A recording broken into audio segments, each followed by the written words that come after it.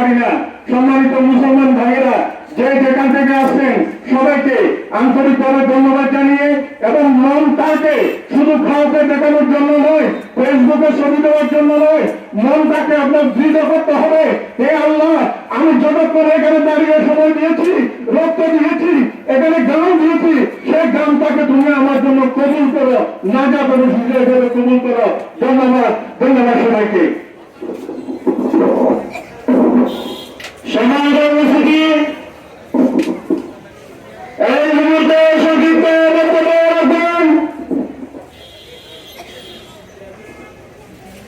মৌলানা হাফিজুল্লাহ সাহেব।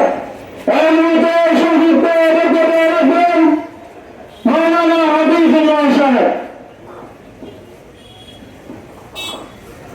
সম্মানিত মুসলিম তৌহিদি জনতা, আপনারা জানেন অবশ্যই ফিলিস্তিনি মুসলমানদের উপর বর্বর হামলা চলছে, আর আমরা এখানে প্রতিবাদ মিছিল করতেছি। আমার বক্তব্য একটাই দাবি, আর নয় প্রতিবাদ, এখন থেকে বলতে হবে প্রতিরোধ। আপনারা ঠিক কিনা?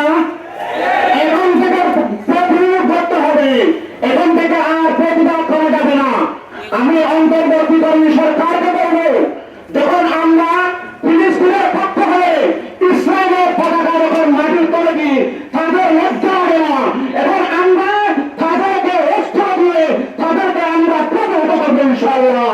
আমরা জান দিয়ে প্রতিহত করবো, মান দিয়ে প্রতিহত করবো।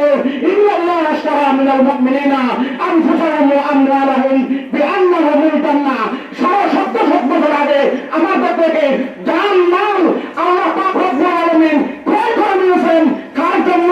শুধু জাহাদের জন্য। আমরা জাহাদের জন্য প্রস্তুত আছি ইনশাআল্লাহ। আপনার কার বিনিময়ের জন্য বিআন্না লাহুমুল জান্নাহ। সেজন্য আমি সমস্ত বিশ্বের সমস্ত মুসলমানদেরকে ঐক্যবদ্ধ হয়ে ইসলামের পক্ষে, মুসলমানদের পক্ষে, জাহাদের বিপক্ষে প্রতিরোধ নয় প্রতিহত করতে হবে ইনশাআল্লাহ। এবার আমি সংক্ষিপ্ত বক্তব্য শেষ করি। আসসালামু আলাইকুম ওয়া রাহমাতুল্লাহ।